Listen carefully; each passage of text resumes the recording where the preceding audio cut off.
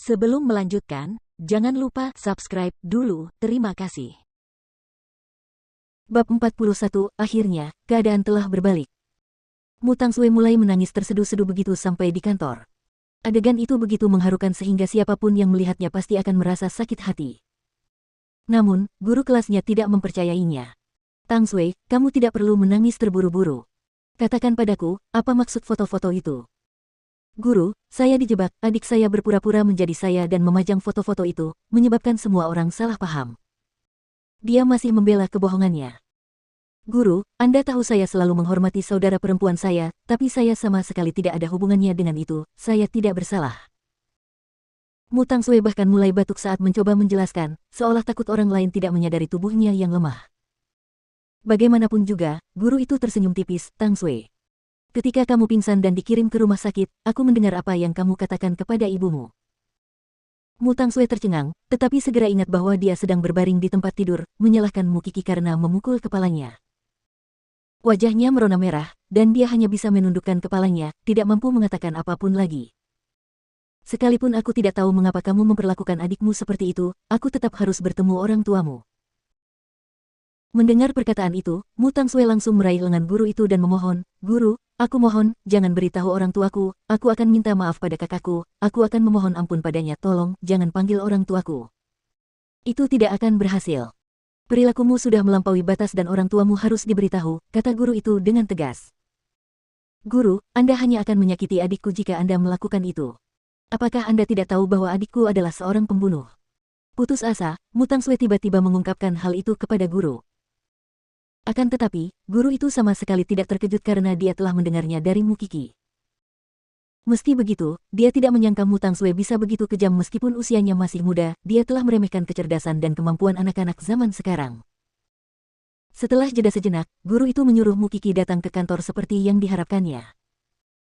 Ketika dia masuk dan mendapati wajah Mu Tangsue telah berubah pucat pasi, dia tahu bahwa keadaannya tidak baik. Karena itu, dia bertanya, ada apa, guru? Kak, aku tidak benar-benar menempelkan buku harianmu di papan pengumuman, kan?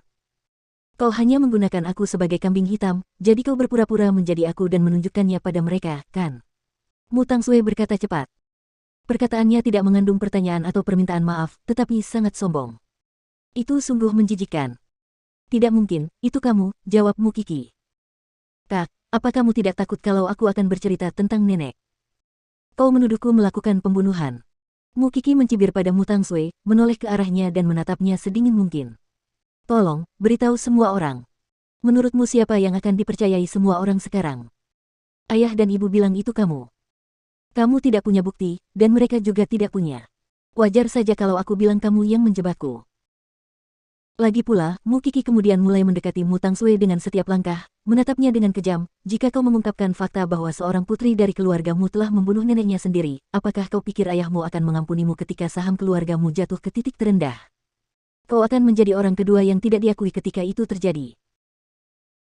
Mu Tangsue, apakah kau pikir aku masih Mu Qiki yang takut pada segalanya? Aku akan membalas penghinaan yang pernah kuderita sebelumnya dengan 100 kali lipat sekarang. Yang bisa kau lakukan hanyalah mengancamku, tetapi itu tidak akan pernah menghentikan seluruh sekolah untuk memandangmu dengan jijik.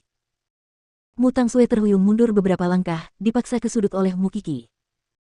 Dia tidak pernah membayangkan bahwa dirinya telah menjadi begitu menakutkan. Qiki, sudah cukup.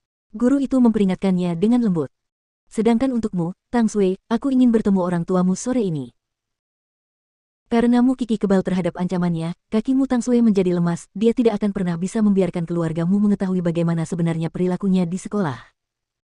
Oleh karena itu, dia menjatuhkan diri ke lantai, berlutut di depan Mu Qiki dan guru kelas. Tolong, anggap saja aku memohon padamu. Memohon. Mu Qiki tertawa mendengar kata itu, mengabaikan permohonannya. Kamu hanya ingin mempertahankan citra malaikatmu di rumah.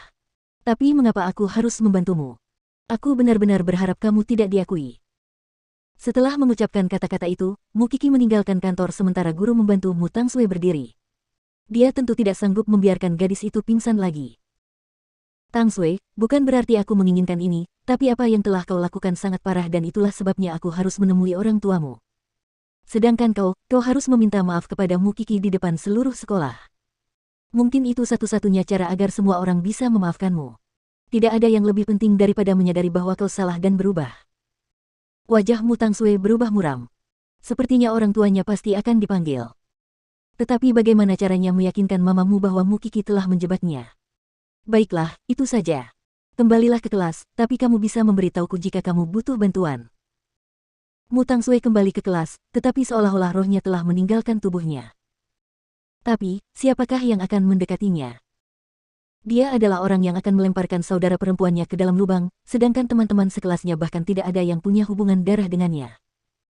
Saat pelajaran berlanjut, Mu Qi menoleh untuk menatap Mu Tangsue dengan penuh arti. Bagaimanapun, Mu Tangsue sedang menikmati apapun yang telah dialaminya di masa lalu.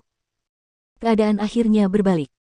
Qi, apa yang kalian bicarakan di kantor? Qian melirik Mu Qi dengan penuh minat. Ekspresi adikmu itu seolah-olah kamu dan guru bekerja sama untuk menindasnya, tidakkah menurutmu dia mungkin akan melompat dari atap nanti? Baiklah, aku akan memperingatkannya bahwa keluargaku berinvestasi di gedung itu, jangan mengotori wilayahku, kumohon. Mu Qi tidak bisa menahan senyum mendengar kata-kata Qian.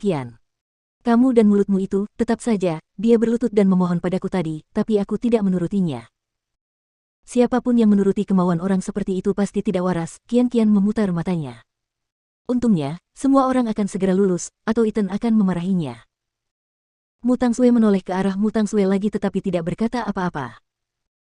Lagi pula, dia sekarang penasaran tentang apa yang akan dilakukan Mu Tangsue untuk melindungi sifat baiknya dan menghentikan mamamu datang ke sekolah. Itu seharusnya terbukti menarik. Tetapi bukankah dia merasa bahwa hal itu sama saja dengan mengubur kepalanya di dalam pasir?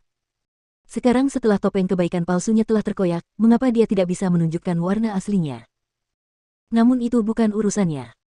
Mu Qi tersenyum dingin, dia lebih suka menghabiskan waktu bersama Seng Xiao. Xiao berada di peringkat pertama, dan bahkan nilainya berada di peringkat kedua.